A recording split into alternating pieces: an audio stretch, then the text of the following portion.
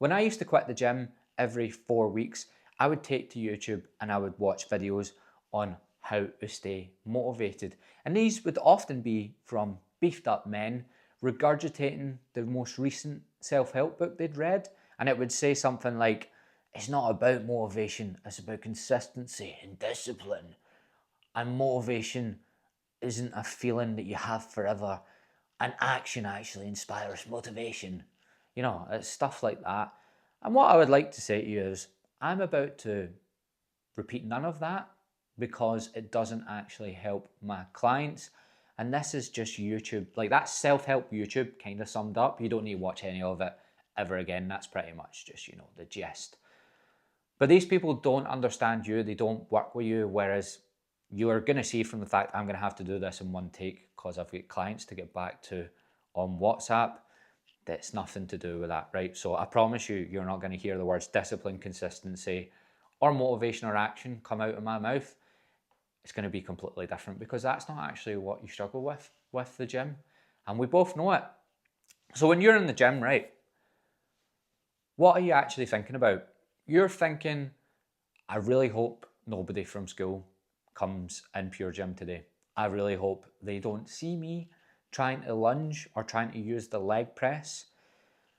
I'm going to go into the corner, get a mat, and I'm going to do this Instagram workout that I've seen, and I'm going to really hope to fuck that I don't lock eye contact with that bodybuilder again and he doesn't give me unsolicited advice again.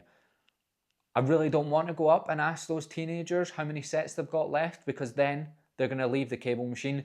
I'm going to try to do tricep rope pull downs and I know they're going to watch me, right? These are all our fears and some of them will have happened. But often with my clients, right, it's not motivation that's stopping them going to the gym. It's they're sitting on their couch replaying stuff that's happened or hypothesizing something is going to happen when they go to the gym, and it just makes them really uncomfortable. It's more of a fear that they have. And sometimes, like, well, actually 99% of these things aren't going to happen, but we just fear that they do, and that's what puts us off.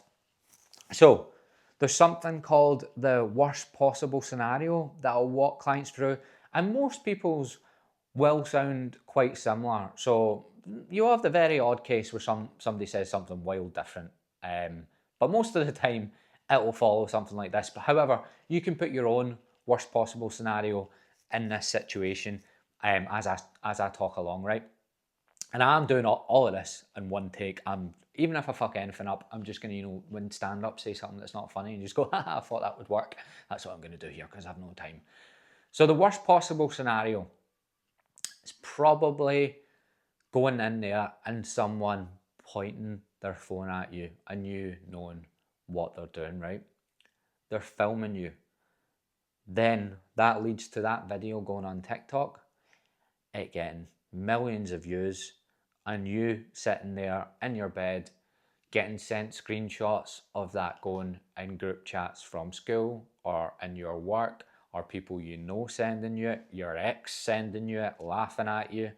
That's probably the worst possible scenario, right? Or death, maybe. But I don't see you dying in Pure Gym. Maybe you will. Hopefully not. See what I mean? So now what we want to do is see if you have any evidence for that actually happening. How many times have you been to the gym and have you had that happen to you yet? Do you know anyone that that's happened to? Like in real life, we've all seen it happen on TikTok, but do you know anyone in your life that that's happened to?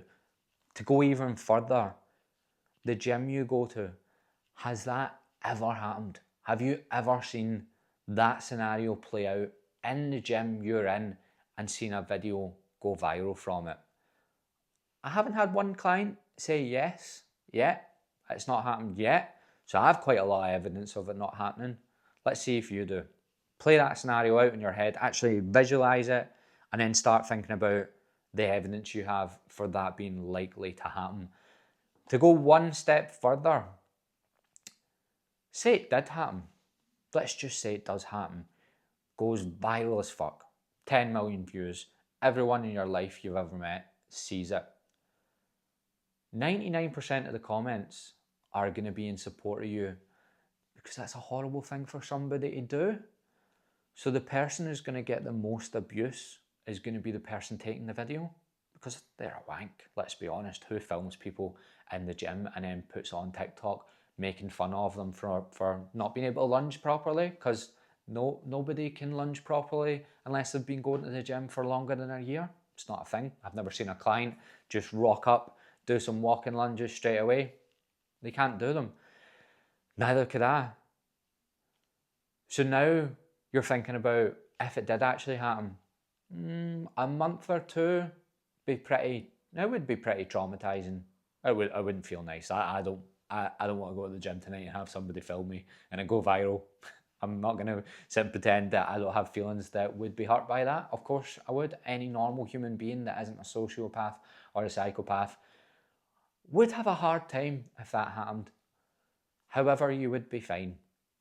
And before I started doing this, and I realised how much I've done with this sort of thing with clients, and I've never spoke about this, I have had something similar happen to me. So I used to do a sport called freestyle football, and I think this is why I don't give a fuck, right?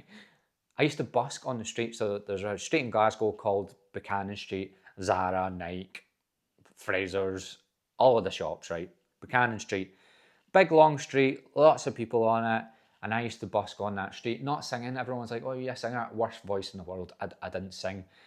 Keep you up. So I was doing tricks, right? I know, misspent youth, really bad with women.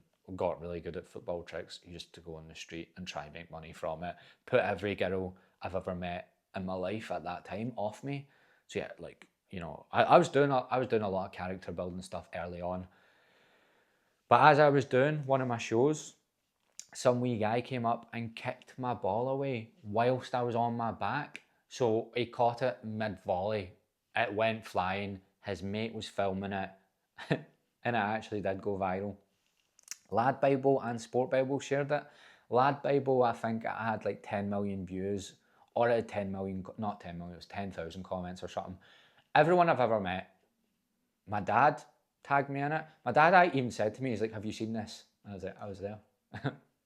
I've seen it. I was there. I lived it. Every girl from school seen it. I was only 19 at the time, so that was a big deal to my feelings. Everyone I'd worked with, everyone I knew had seen it. And for a good month, I couldn't walk down Buchanan Street because everybody recognised me from it. And they titled the video, Have It, like, you know, that gimpy English saying, have it.